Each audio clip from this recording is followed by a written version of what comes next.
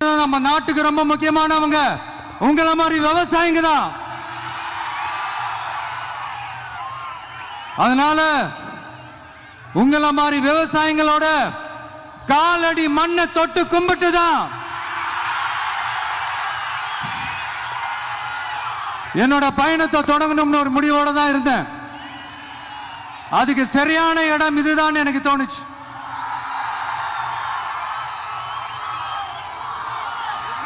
என்ன உங்க வீட்டில் இருக்கிற ஒரு மகனா என்னோட கள அரசியல் பயணம் உங்களோட ஆசீர்வாதத்தோட இங்கிருந்து தான் தொடங்குது. இந்த பிரச்சனையில நான் உங்களோட உறுதியா நிற்பேன்.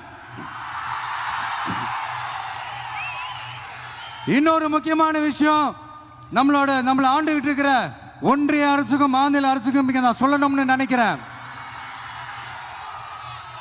நான் இங்க வளர்ச்சிக்கு எதிரானவெல்லாம் கிடையாது.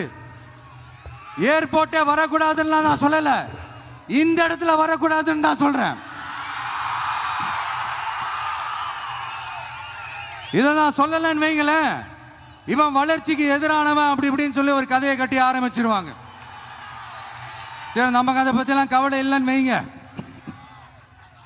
எல்லாத்துக்கும் மேல இன்னைக்கு இந்த பூமியில வாழ்ற எல்லா உயிரினங்களோட இருப்பையும் புவி வெப்பமயமாதல் பயமுறுத்திக்கிட்டு இருக்கு. அதனுடைய ரிசல்ட் தான் ஒவ்வொரு வருஷமும் இந்த மழை காலத்துல வெள்ளத்துல சென்னை சிட்டி எப்படி தத்தளிச்சுக்கிட்டு இருக்கிறது நம்ம பார்க்கிறோம். இப்ப ரீசன்ட் டைம்ல எடுத்த ஒரு அறிவியல் ஆய்வுல இப்படி ஒவ்வொரு வருஷம் சென்னையில வர ஃப்ளட்டுக்கு காரணமே இங்க இந்த சுற்றுவட்டார பகுதியில் இருக்கிற சதுப்பு நிலங்களை நீர்நிலைகளை அழிச்சது தான் சொல்லுது.